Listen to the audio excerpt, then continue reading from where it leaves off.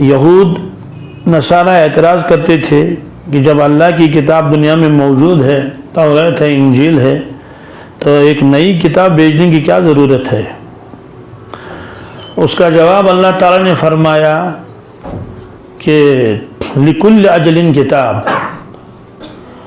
ہم نے ایک مدت کے لیے ایک کتاب کو دنیا میں بھیجا ہے، اس کے بعد ہم اس کتاب کو منسوخ کرتے ہیں، ایک دوسری کتاب بھیجتے ہیں، اس کو نسخ کہتے ہیں۔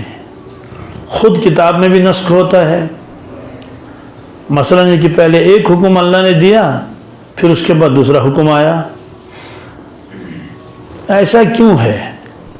اس لیے نہیں کہ نعوذ باللہ من ذالک اللہ تعالیٰ کو معلوم ہی نہیں تھا کہ آئندہ حالات کیا ہوں گے تو مجھے کون سا حکم دینا چاہیے، نہیں، بلکہ بندوں کی مصلحت کی وجہ سے اللہ تعالیٰ نے کبھی ایک حکم دیا، کبھی پھر دوسرا حکم دے دیا۔ اس کی تفصیل آ گئی۔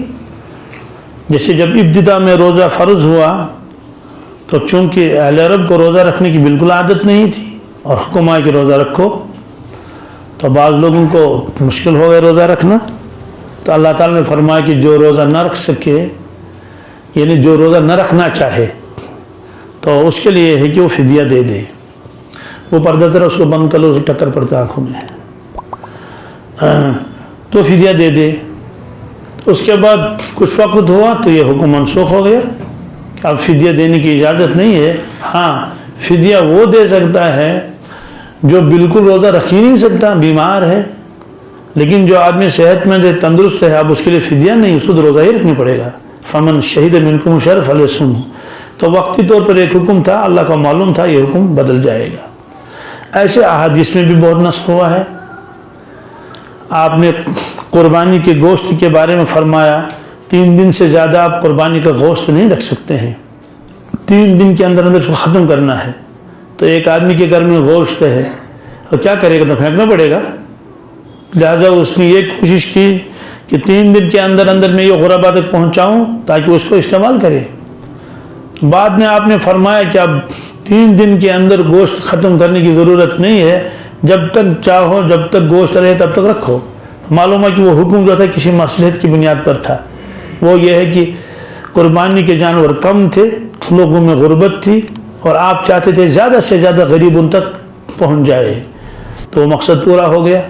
اس کے بعد جب دیکھا کہ تبدیلی ہو گئی، قربانیاں بہت زیادہ ہونے لگی اور لوگوں کی مالی حالت بھی کسی قدر ٹھیک ہونے لگی، آپ نے فرمایا کہ جب تک چاہے رکھ لو۔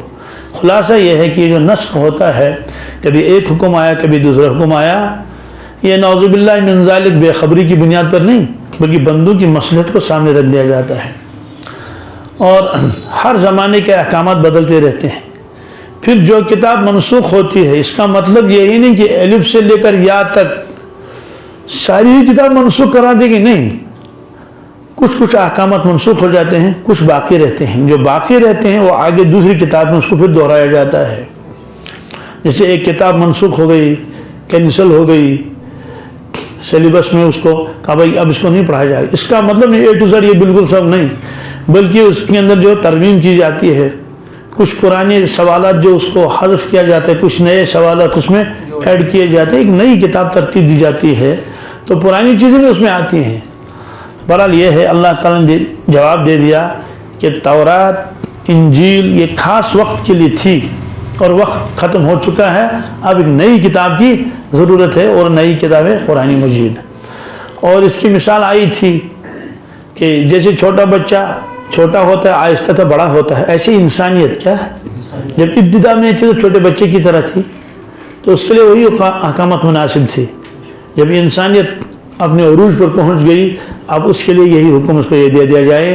اس کی مثال علماء نے لکھی ہے، جیسے چھوٹا بچہ بھی لباس پہنتا ہے، جوتا بھی، موزہ بھی، اور قمیض پاجامہ بھی، تو یہی بچہ جب 10 سال کا ہو جائے گا تو یہ لباس اس کے لیے تنگ ہوگا، اب دوسرا لباس بنانا پڑے گا۔ یہی جب 18 سال کا ہوگا تو تنگ ہو جائے گا، اب یہی جب 20-22 سال کا ہوگا، اب یہ ہمیشہ کے لیے اب اس کا سائز یہی رہے گا۔ ہلکا پھلکا تو ہو سکتا ہے کہ بھائی ذرا کبھی کمزور ہو گیا، کبھی وہ، یعنی کہ ہائٹ اس کی جو ہے وہ ایسے ہی رہے گی، اب یہ سائز وفات تک رہے گا۔ یہ نہیں کہ جناب 20 سال کی عمر میں وہ 6 فٹ کا تھا، اب اس کے بعد جو بوڑھا ہو گیا تو 4.5 فٹ رہ گیا، ایسا نہیں ہے۔ کوئی انسانیت کمال کو پہنچ چکی ہے، اب اس کے لیے ایک ایسا لباس دیا جائے جو لباس اس کو وفات تک کام دے۔